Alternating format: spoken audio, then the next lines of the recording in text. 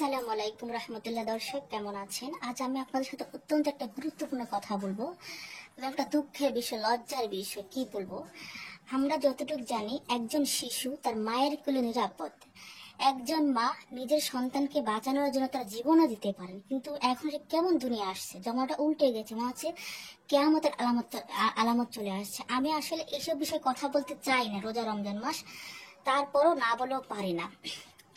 ঝিনাইদহ সৈকলিপুর থানা একজন নারী তার 12 বছর কিশোরী কন্যাকে, মেয়েটা হয়তো এখন মনে হয়তো নাবালক রয়ে গেছে, 12 বছর কিন্তু সবাই সাবালক হয় না, নাবালক মেয়েকে দিয়ে সে মেয়ের ইচ্ছার বিরুদ্ধে তাকে দিয়ে জোরপোস্ত দেহ ব্যবসার কাজ করাচ্ছে টাকার জন্য। সন্ধ্যার পরে মেয়েটাকে মা তার একটা পাশের একটা গ্রামে নিয়ে যায়। তো মেয়েটা তাকে প্রশ্ন করে, মা আমরা কোথায় যাচ্ছি?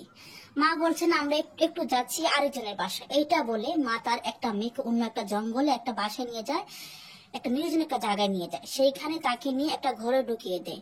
তখন মেয়েটা চিৎকার করে, একটা ছেলে পুরুষ মানুষ মেয়েটার হাত ধরে টান দিয়ে ঘরে নিয়ে যাও। মেয়েটা চিৎকার করে বলে, মা আমাকে বাঁচাও। কিন্তু সেই মা কি করে, দরজার পাশে দাঁড়িয়ে থেকে পাহারা দেয় যাতে কেউ যাতে না আসে। সে তার মেয়ের ইচ্ছার বিরুদ্ধে মেয়েকে দিয়ে দেহ ব্যবসায় কাজ করায়, মেয়েকে দিয়ে টাকা ইনকাম করায়। এরকম মেয়েটার সাথে অনেকবার হয়েছে। তারপরে একদিন মেয়েটা তার বাবাকে বলে দেয় তার সাথে এই ঘটনাগুলোর কথা।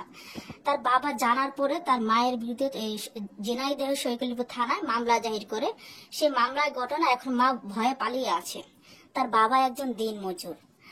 আচ্ছা বুঝেন তো, একজন বাবা দিন মজুর, একজন মা কি করে তার নিজের মেয়ের সাথে এইটা করতে পারে? মানে অবাক বিষয়। দেখেন আমরা কোথায় বাস করি, আমরা যতটুকু জানি মা এমন একটা জায়গা, সন্তানের জন্য তার জীবনও বাজি রাখতে পারে। কিন্তু এটা কেমন মা, কতটা নরপশু, কতটা নষ্ট, মানে খারাপ মহিলা হলে সে কি করতে পারে?